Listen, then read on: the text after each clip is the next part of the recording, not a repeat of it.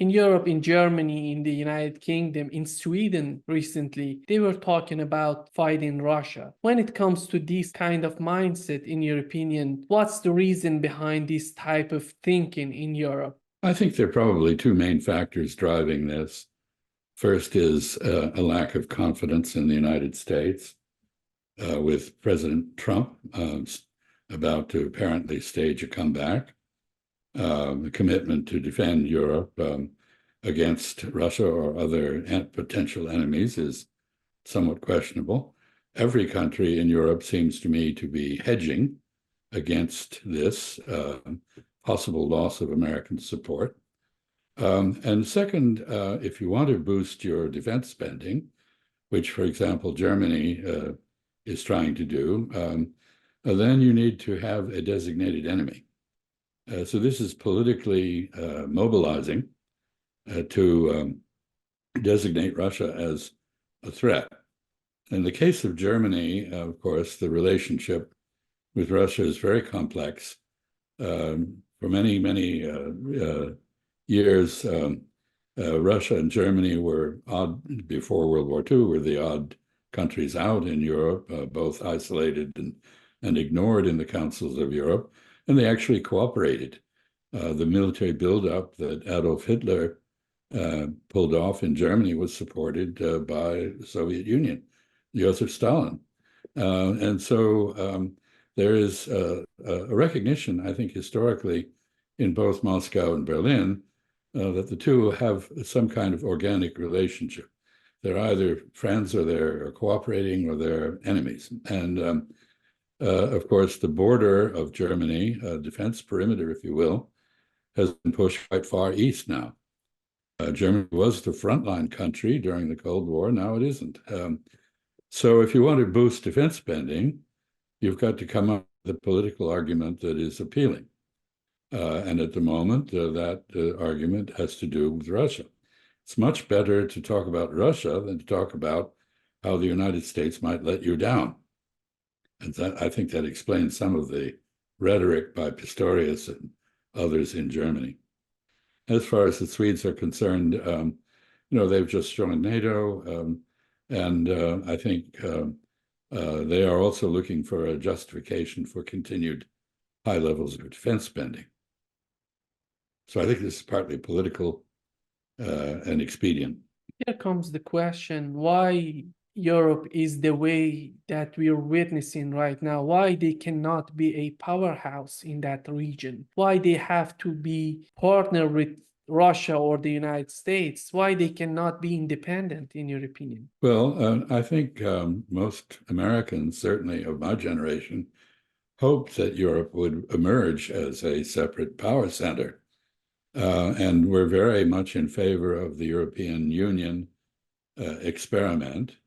But it has turned out, if I may use an example from the history of the United States, it's turned out to be like the Articles of Confederation, which followed our victory in the War of Independence with Britain, very ineffectual, really not producing a sufficiently centralized or coordinated government for the entire country. And so we replaced that with a federal, so this confederal system with a federal system. Europe has not done that.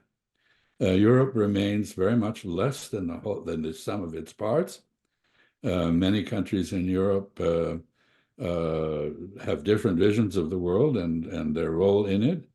And we can see this with the approach now to the war in Ukraine, with Hungary and Slovakia and others taking quite a different position than, let's say, France or Germany. So I think Europeans need to get their act together, and they haven't done it. Therefore, they exercise much less power and influence in the world than they should. You know that recently the leader of AfD, Alternative for Germany, he said that they're thinking of Brexit. It comes from Brexit in Germany, for Germany. How do you see the changes right now? Do you think this kind of thinking, this kind of mindset is serious right now in Europe? Well, the British began this with Brexit, which was a very foolish thing to do. It has greatly diminished the British role in the world in many respects.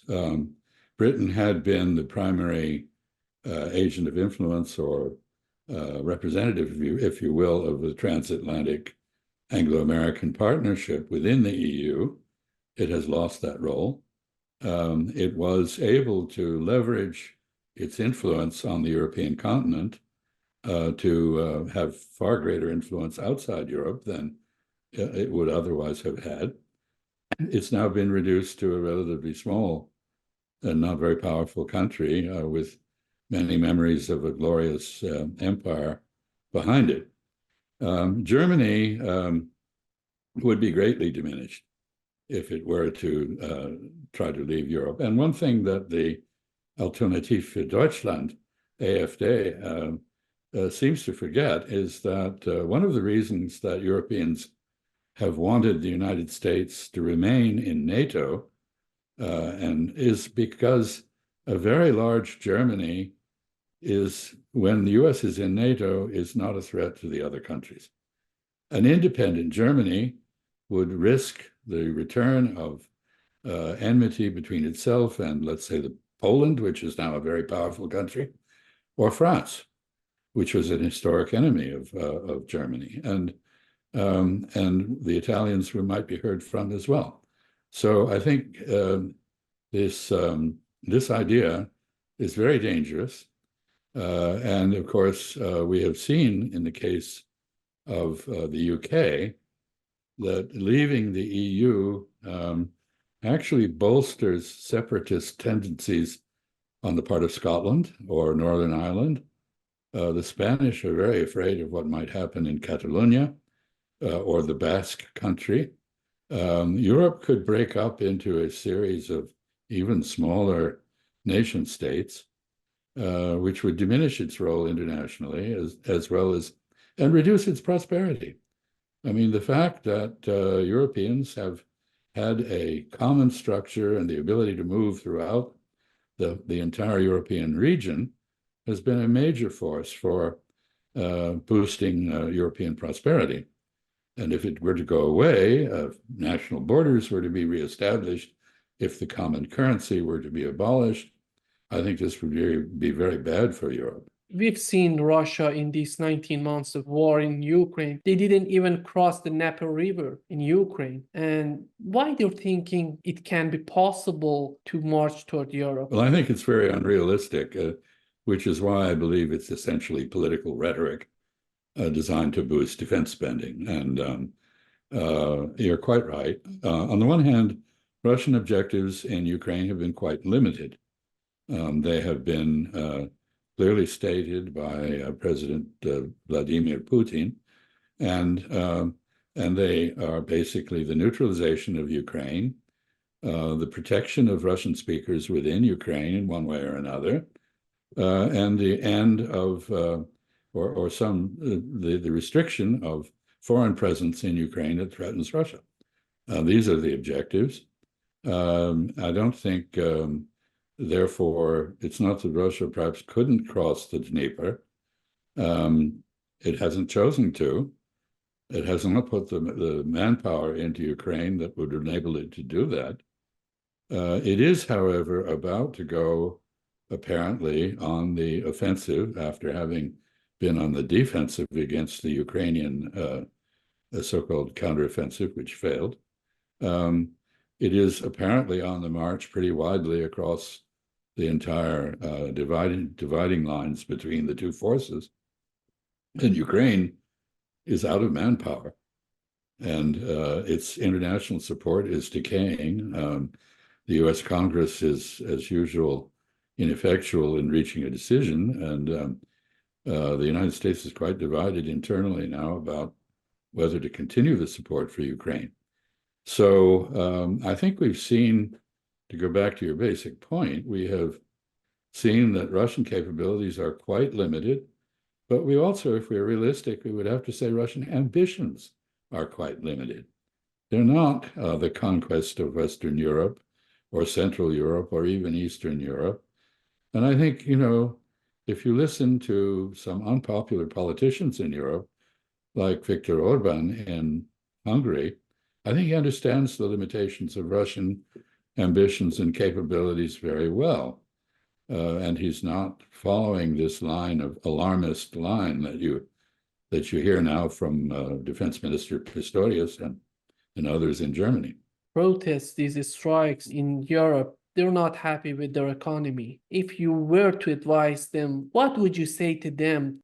Well, one has to begin by noting that the destruction of Nord Stream and the end of cheap Russian energy exports to Germany has produced a deindustrialization of Germany. The German economy is declining. It had depended heavily on cheap energy from the East. One thing that Europe has got to do is reestablish an organic relationship with Russia. The United States does not have to have such a relationship. We have our own sphere. Europe, however, Russia is part of Europe. It has to be part of the governing councils of Europe, and it has to be part of the European economy. Now, restoring that is going to be very difficult because the sanctions that have been put on Russia, which have failed to produce the intended result, have reoriented the Russian economy toward the East and South. Russia is now heavily dependent economically on China. It has turned to the Middle East and Africa, and it's turned away from Europe. So the 300-year process by which began with the Russian emperor years ago, the 300-year process of Russia trying to Europeanize itself has ended. The same is true, by the way, of Turkey. It has turned away from the effort to Europeanize itself and is looking now east and south. So I think restoring an organic European relationship with Russia, which is essential to European prosperity, is going to be very difficult. And even if you didn't have the ill will that has been created by, frankly, quite a ferocious information war, both on the part of the West and the part of the Russians, which has generated a lot of hatred and suspicion. But I don't think it's possible for Europe to be what it could be if it has no decent relationship with the vast land to its east that Russia is. You said that Russia had some limited ambitions in Ukraine. Has Putin achieved those limited ambitions, those limited objectives? Well, that's the real question now. It's always possible to move the goalposts in the game. I think his objectives initially were quite clear, and he has stuck to them. But it's an open question now whether, given the unwillingness of Ukraine to discuss peace and its leadership's intention to avoid negotiations and fight on, it's an open question whether Mr. Putin may now not want to take Odessa, for example, and deprive Ukraine of access to the Black Sea, make it a truncated, much reduced territory, neutralized under and maybe part of the European Union, but not part of NATO. One thing is clear, and that is Russia's demonstrated that it will fight to prevent Ukraine going into NATO. So brave talk about Ukraine going into NATO is simply unrealistic. Well, what is Mr. Putin going to be satisfied with? Odessa was traditionally a Russian city. It was founded by Catherine the Great. It has a very large Russian-speaking population. I suspect many of them are in fact loyal to Ukraine rather than Russia at this point. But Mr. Putin may not see that. And so I don't know what will satisfy him. At the moment, since there is no negotiation in prospect, he is left with the only option of imposing a solution by force. Solution B, we don't know. He may not know. Certainly Mr. Zelensky doesn't know. And there is chaos in Kyiv now with infighting between Zaluzhny, the outgoing commander of the Ukrainian armed forces, and President Zelensky, and quite a bit of dissidence, not unity, and no clear strategy. So I don't know where this is going. When you look at the recent trip of Victoria Nuland to Kyiv, what's your understanding of this trip? It seems that she was trying to solve the problems between Zelensky and Zaluzhny, or is it something beyond that, in your opinion? I fear it may have been something beyond that, and that is reflected in an apparent shift by Mr. Zelensky and the Ukrainians away from the battleground in Ukraine and into long-distance strikes at Russia. The only effect is, Ms. Nuland has been very clear from the beginning. Her objective has been to punish Russia, to harm Russia, to weaken it, to isolate it, not to protect Ukraine, although her ancestry is Ukrainian. You would think she might have some feeling for the Ukrainians, but apparently not. She's interested in punishing Russia. The danger of that is that the Russians will counter-escalate. Any strike deep into Russia will be answered, as we have seen, with intensified strikes at Ukrainian infrastructure and the deindustrialization of Ukraine. So this is a very dangerous game, even if you don't consider the possibility that the escalation could spill out of Ukraine and Russia and involve a more direct conflict between Russia and the United States and NATO.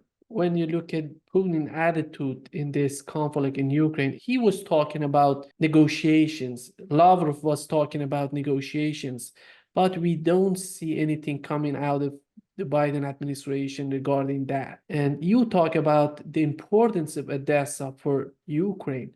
Do you think that in the Biden administration, Jake Sullivan, Victoria Nuland, Antony Blinken, are they thinking of importance of Odessa for Ukraine, or they're willing to sacrifice all of Ukraine just to help Russia? Well, I'll make two comments. First, the Biden administration has been very consistent in rejecting negotiations with Russia.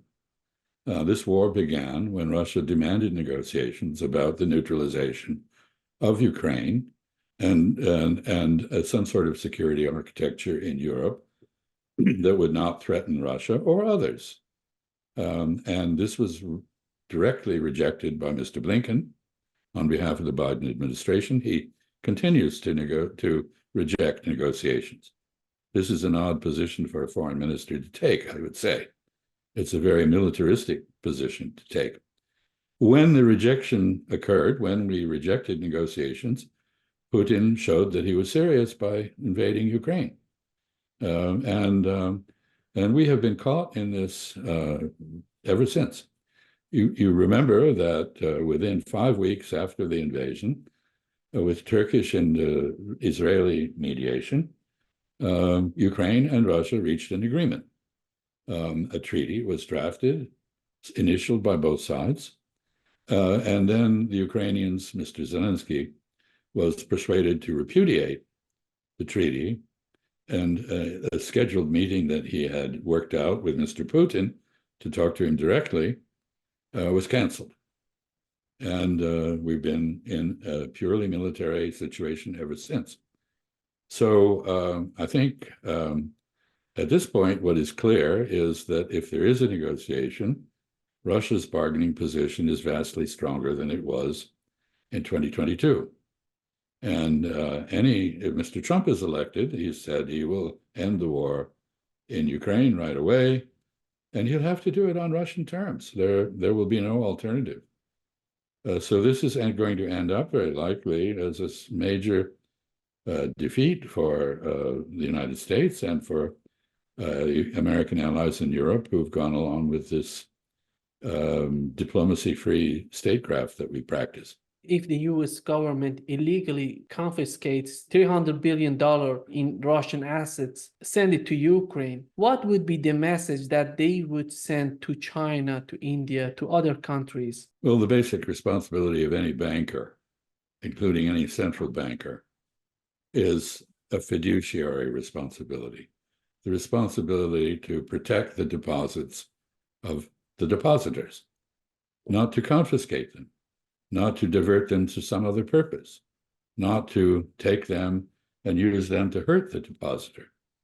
So I think that actually doing what some advocate, namely taking the $300 billion in Russian reserves and transferring them to Ukraine for reconstruction of Ukraine, would very likely produce a financial crisis that would end the dominance of the US dollar internationally, and very likely the euro as well, leaving only other currencies to be the backbone of the global economy. It would be devastating. And the effect on my own country would be huge, because we benefit enormously from the hegemony of the dollar. We are able to pay for our imports by printing little green portraits of dead presidents on paper and not producing anything. This is quite remarkable. We would lose that ability. So I think this is flirting with a real disaster. And I note that the Europeans don't seem very enthusiastic about it. What they are proposing basically is to take the interest on these sequestered reserves of Russia and use that for various purposes to aid Ukraine. Well, that is also not legal, but it is at least not quite as dangerous as the American proposal to take it all and turn it over to Ukraine is. Recently, Japan and Germany signed a military pact aimed at containing China. Why they're doing this? My understanding is that this is quite a limited agreement, and it is essentially aimed at facilitating logistical cooperation.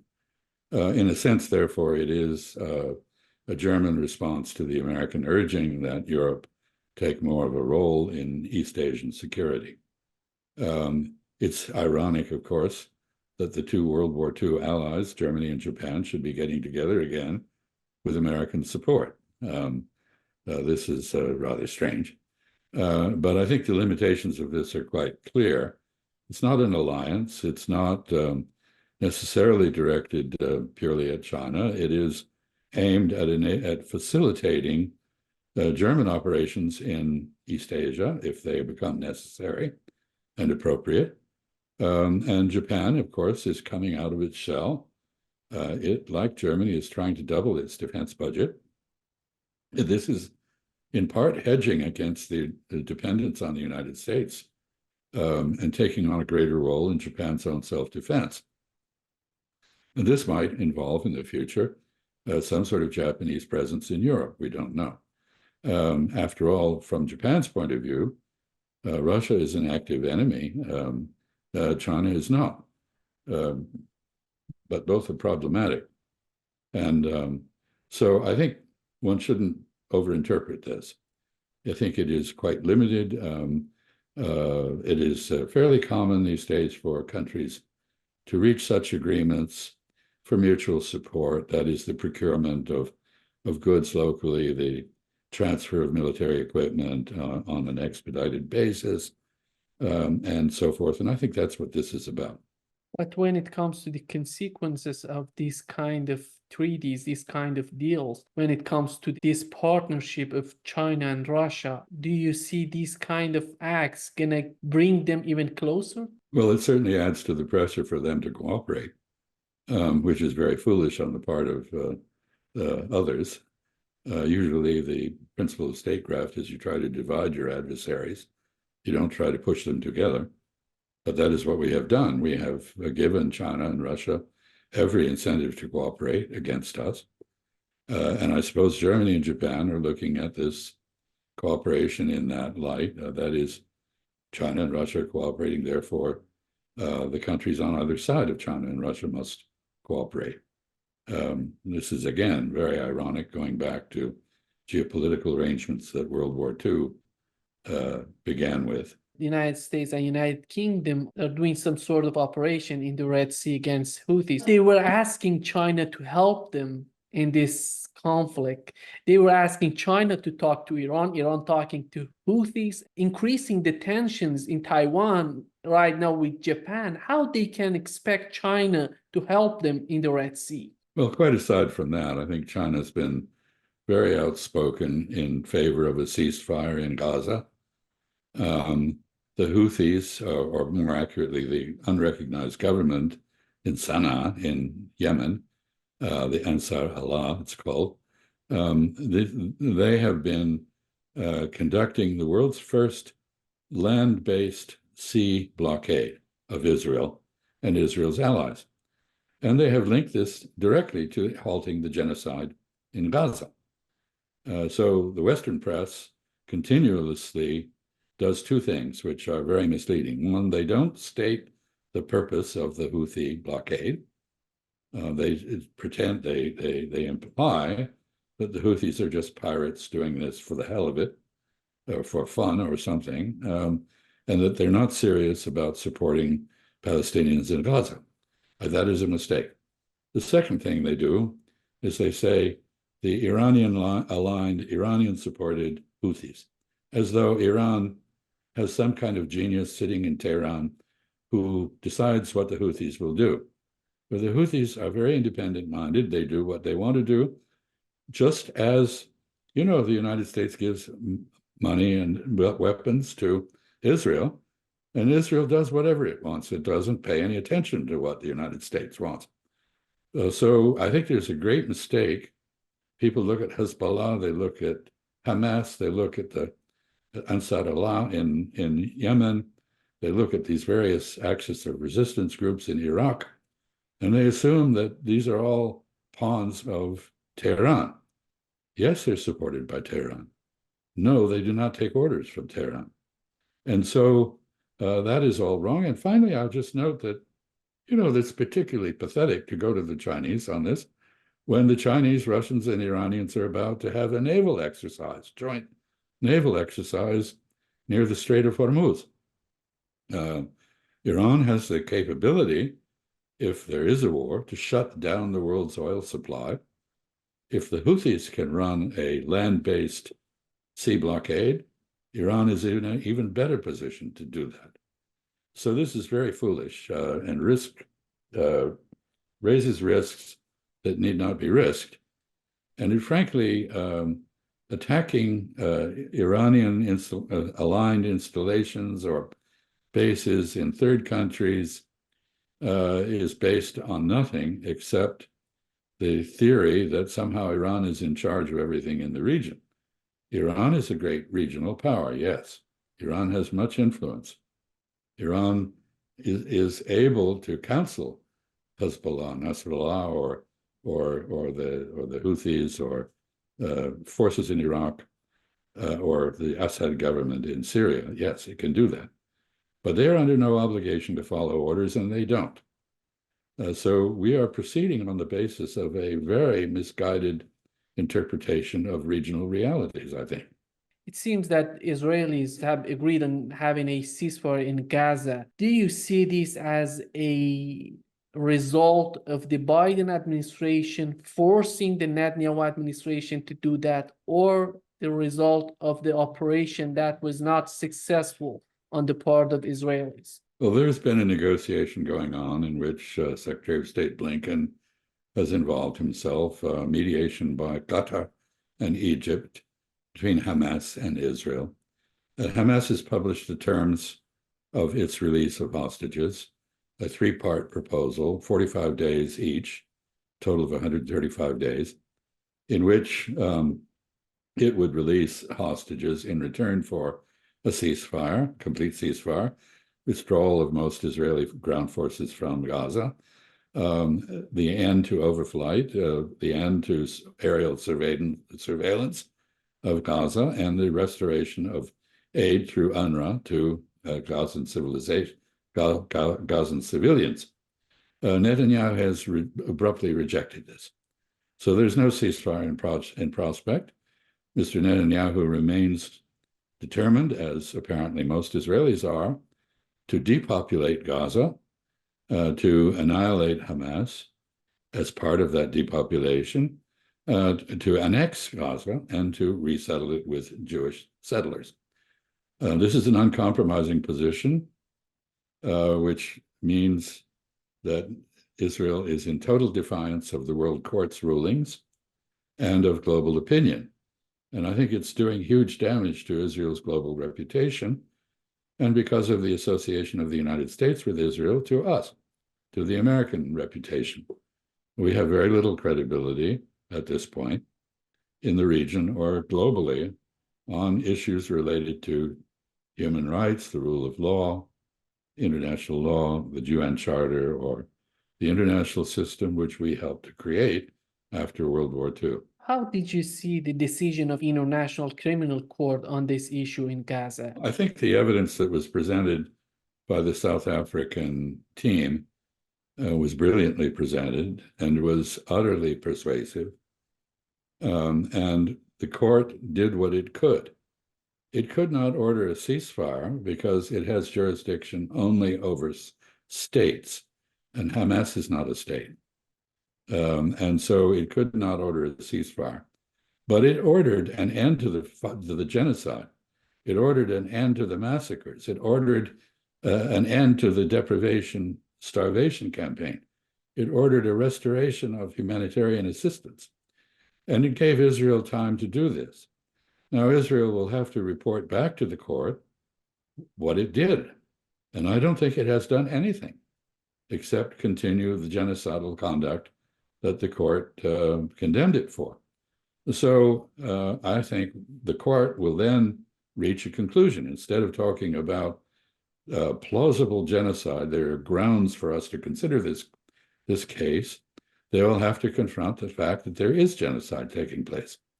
At that point, the UN Security Council will be asked to enforce the court's decision, and the United States will be on the spot. Do we condone genocide, continue to protect it, or do we follow the rule of law and the international court's ruling? It will be an interesting moment.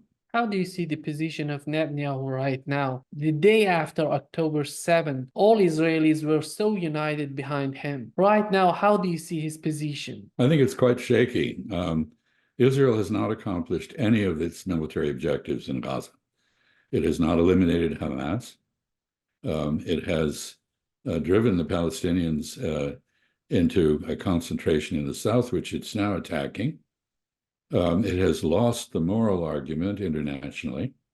It has lost the law case at the World Court.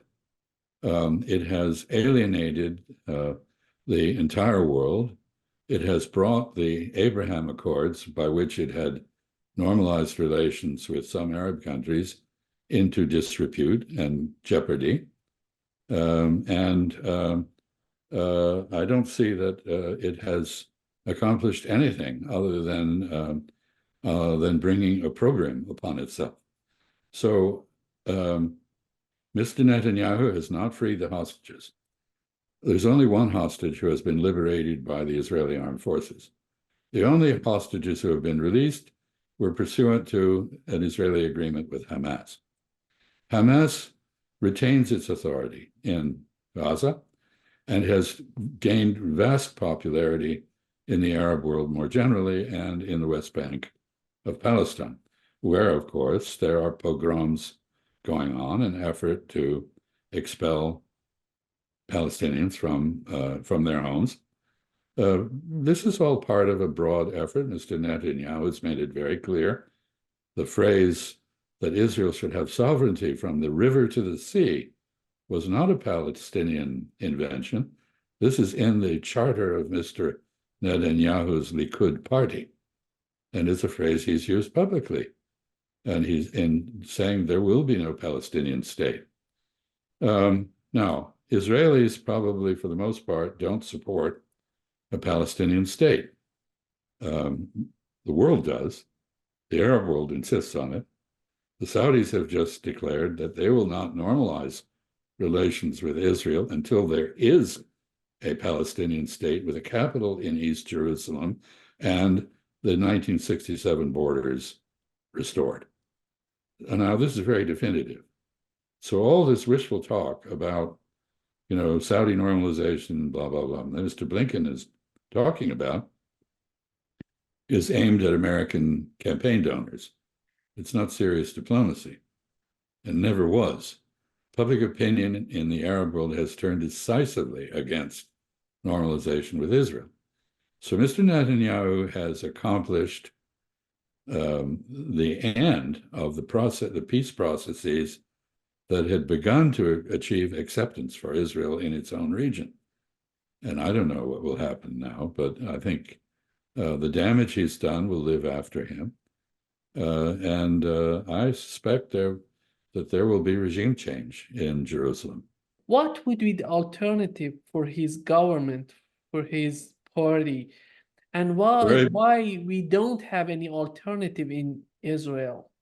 Well, the alternative apparently is a group of zealots, fanatics, racists, who are utterly delusional in their view of what the world will accept. So the settler mentality has taken over in Israel, and it's completely unrealistic. Israel is the only country in the world that has apparently believed that security requires you to hold a gun on all of your neighbors. You don't try to make friends with them. You don't try to cooperate with them. You don't try to reduce the threat.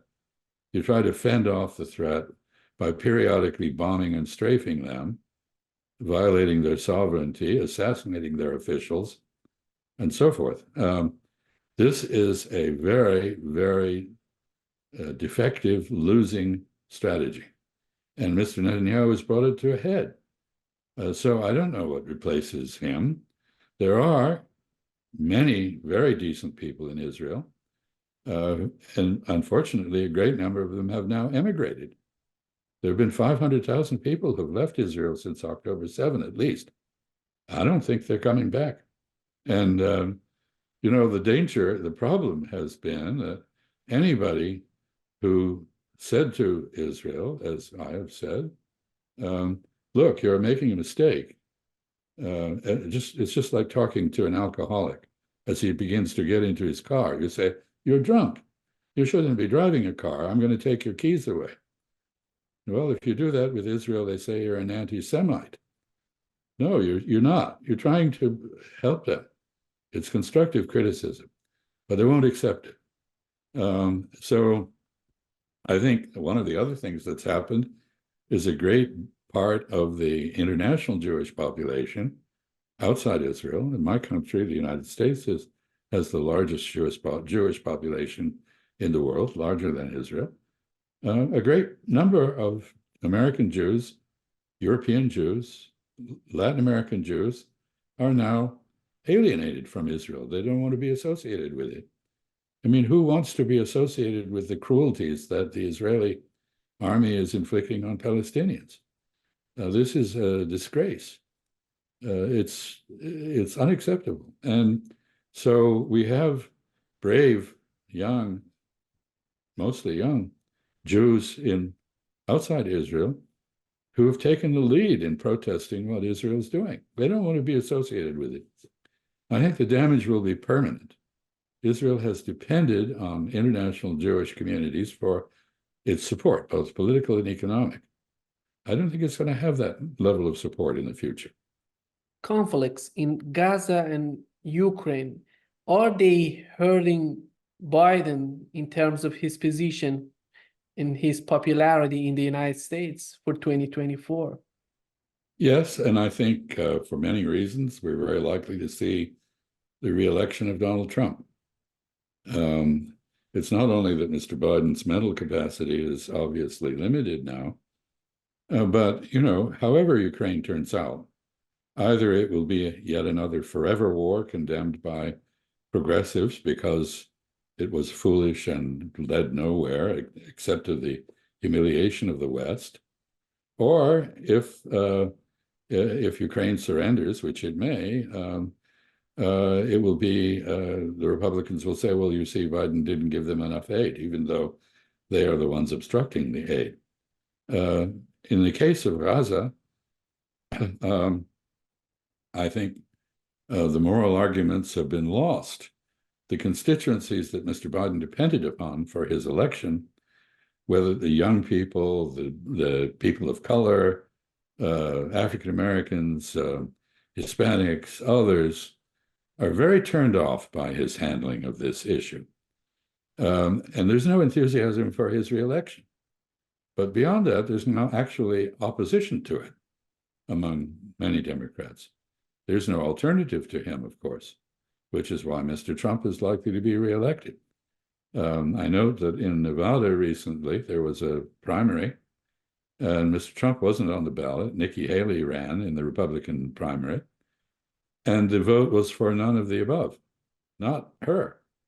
I think in Brazil, many years ago, in Rio de Janeiro, Brazilians elected the hippopotamus as mayor because the candidates were not seen as acceptable. I think Americans might vote for a hippopotamus now rather than Trump and Biden. But in default of a candidate like that, Mr. Trump is very likely to be reelected, and the world is hedging against that. I want to talk about Democratic Party, but I'm going to ask it later.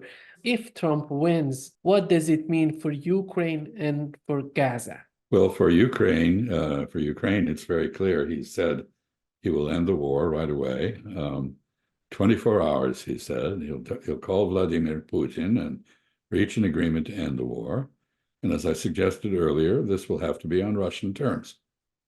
500,000 dead Ukrainians later, Ukraine will have been reduced to a smaller size, humiliated, decimated industrially, and it may or may not be able to get into the EU, but it's not going to get into NATO. So nothing will have been gained. If Mr. Trump is elected, as I expect he probably will be, I don't know what he'll do about Gaza. He was very subservient to Israel in his first term. He went out of his way, moved the embassy to Jerusalem from Tel Aviv. He recognized the illegal Israeli annexation of the Golan Heights. His son-in-law, Jared Kushner, brokered the so-called Abraham Accords. He set as a major objective normalization between Saudi Arabia and Israel. On the other hand, he has been quoted as saying that he's lost all faith in Mr. Netanyahu and the Israelis, that they really don't want peace. They want more land, they want more power, they want more money, they don't want the peace that we all hoped and believed they did. So perhaps he's had a revelation, and who can say what he will do? The one thing you can say about him is that he's consistently erratic. When it comes to bombing Iran, Biden was not willing to do that.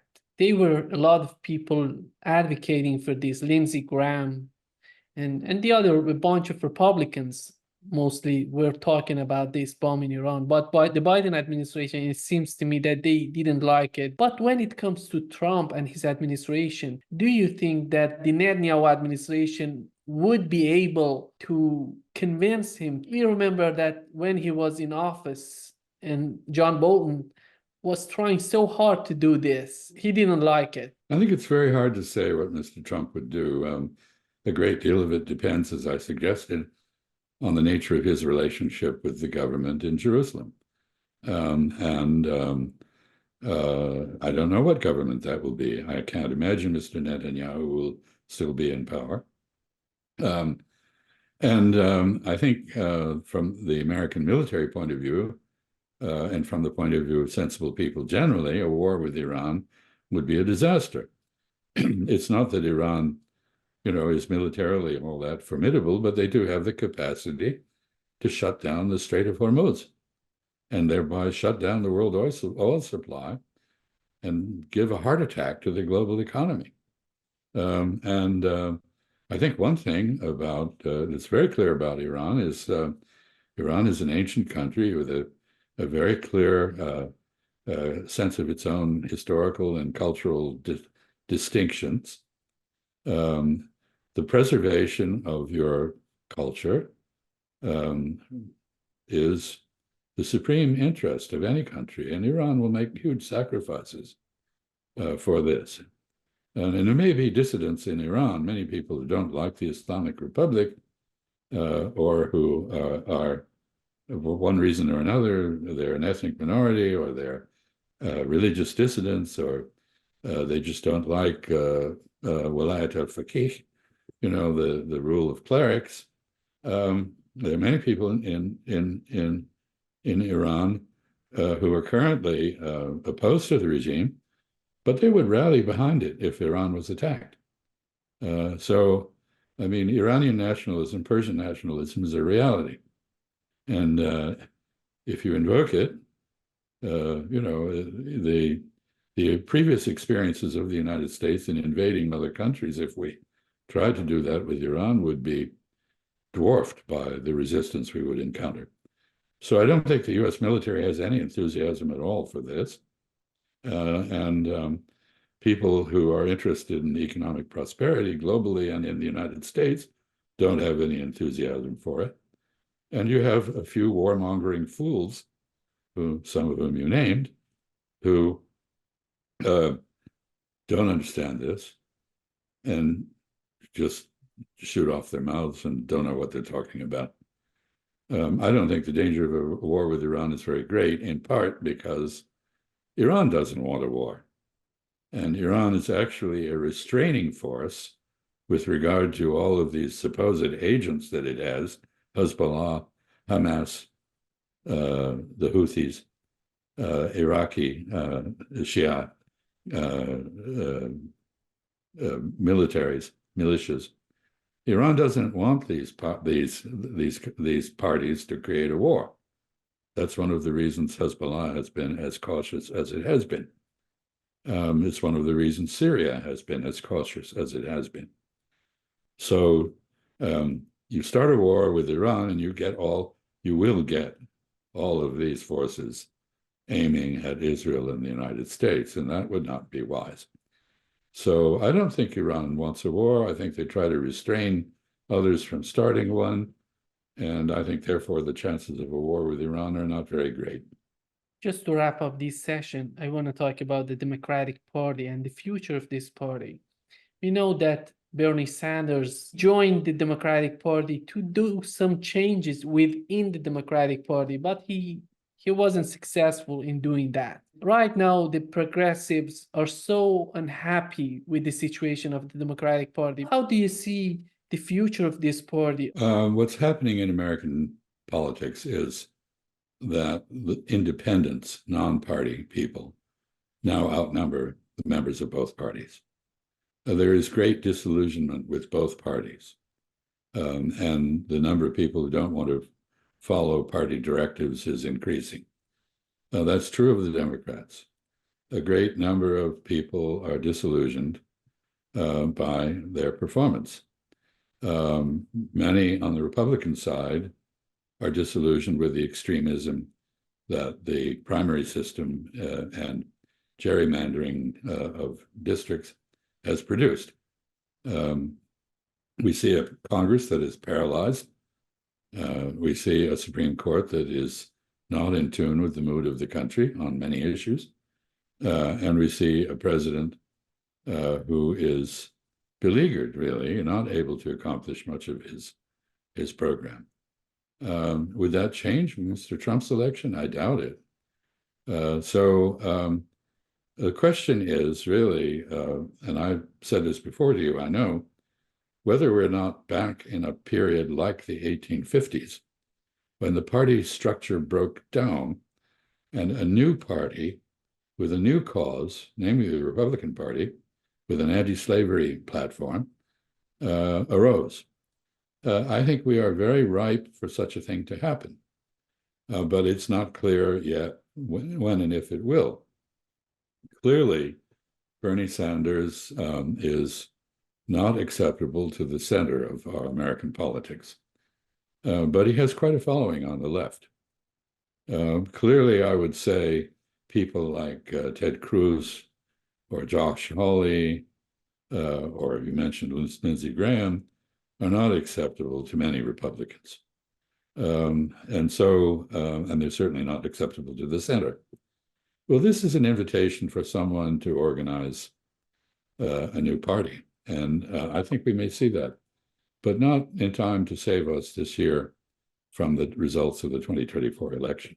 We've seen this alternative in RFK Jr., Bobby Kennedy. When it comes to Gaza, he's totally in line with the mainstream media. Why he's doing this?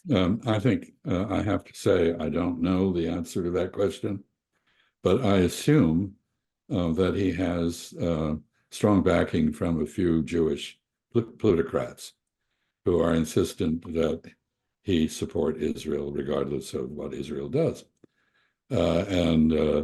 So while on other foreign policy questions, he is very independent on this issue, he is very subservient to Israel, won't break ranks with Israel. So he's sort of a prisoner of the Zionist lobby, if you will. Whether he believes what he says or not, I don't know. In any event, the mainstream media have savaged him, tried very hard to discredit him, in part because he does not conform to their views, except on this Israel issue, where he's also been accused of being an anti-Semite, and he seems to be somewhat sensitive to that.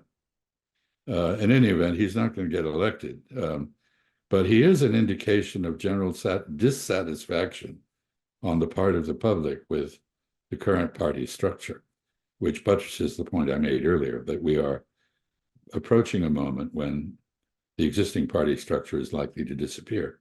Tucker Carlson was in Moscow interviewing Putin. We had a lot of reactions in the mainstream media in the West. Newsweek was talking about sanctioning Tucker Carlson. We've heard Zelensky various times during this conflict in Ukraine. Why we cannot have Putin and his opinion? What's the problem with the mainstream media and their monopoly? It seems some sort of monopoly. They don't want to hear what the opposition are talking about. This is a big problem in our democracy, not just in the United States. The insistence on political correctness, that if you disagree with my opinion, you are some kind of morally depraved person, and I won't listen to you. In fact, I think we all run into this problem. You cite a piece of information, and if it's from an undesirable source, even though it's correct, it's ruled out of order. In other words, the source is more important than the information. And I think Tucker Carlson, he's a complicated person, but he's quite independent-minded. I'm glad he interviewed Mr. Putin. I look forward to seeing the interview. I thought his interview with Viktor Orban was very enlightening. I mean, not that I agree with Mr. Orban, but at least I got some insight into how he's thinking. And I think we lose a great deal by excessive deference to monopoly opinion, as you put it. Your own international shows, your own programs, have a currency and a following precisely because monopoly media, oligopoly media, will not entertain views that are out of line with whatever the government narrative is. Mr. Carlson is very independent. He does not toe the line. In fact, he got fired from top Fox News for that reason.